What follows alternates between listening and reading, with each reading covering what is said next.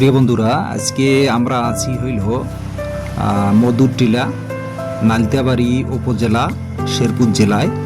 তো আমরা যে জায়গাটায় এই মুহূর্তে অবস্থান করতেছি সে জায়গাটা হলো রিচোজ।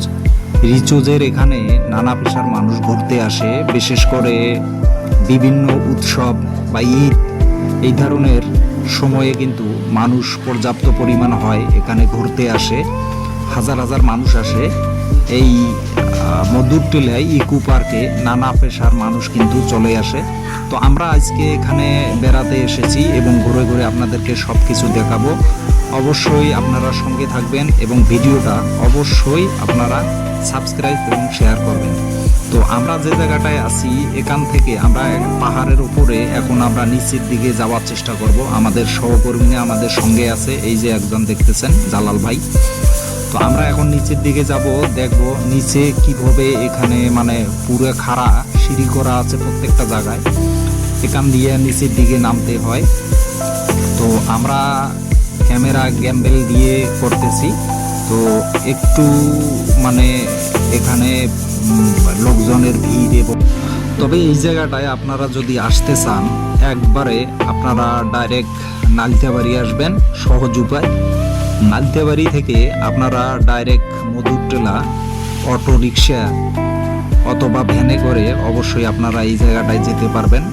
তো আপনারা যারা যেতে চান তারা অবশ্যই কিন্তু এভাবে আসবেন। শেরপুর জেলার ভেতরে এখানে পড়ছে এই মধুর টিলা। মধুর টিলাতে পিকনিক স্পট আছে এখানে, এবং নিচের দিকে আপনার বৃষ্টির সময় যেন কাদা না হয় সেজন্য কিন্তু সিমেন্ট দিয়ে রাস্তা করানো হয়েছে। তো এখানে আপনারা ভিডিওতে দেখতেছেন এখানে কিন্তু সব ধরনের মানুষ কিন্তু এসেছে, বয়স্ক এবং কম বয়সের এবং মধ্যবয়সী মানুষও কিন্তু এখানে এসেছে।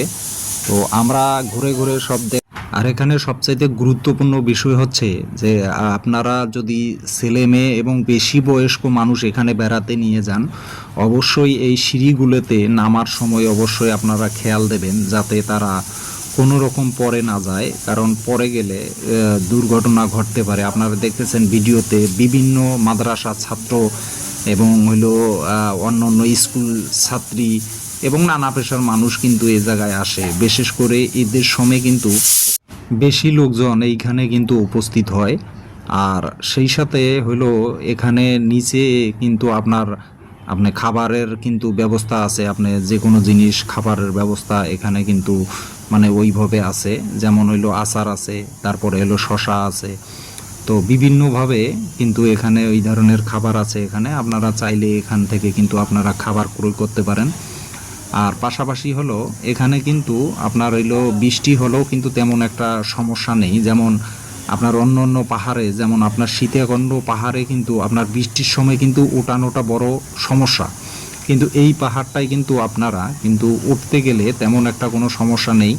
এবং বিশ্রামের জায়গায় জায়গায় কিন্তু এরকম আপনার এই ব্রেঞ্চ সিমেন্ট দিয়ে বানানো আছে। লোকজন যখন ক্লান্ত হয়ে যায় এখানে সাইডে বসে বসে রেস্ট নিয়ে তারপর আবার মানে সামনের দিকে অগ্রসর হয়।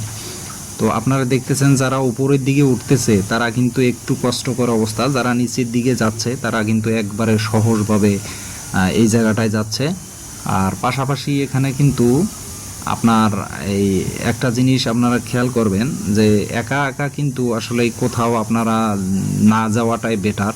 এই যে একজন মুরব্বী বড়ই বেচতেছে, উনি মানে বড়ই ব্যবসা করে।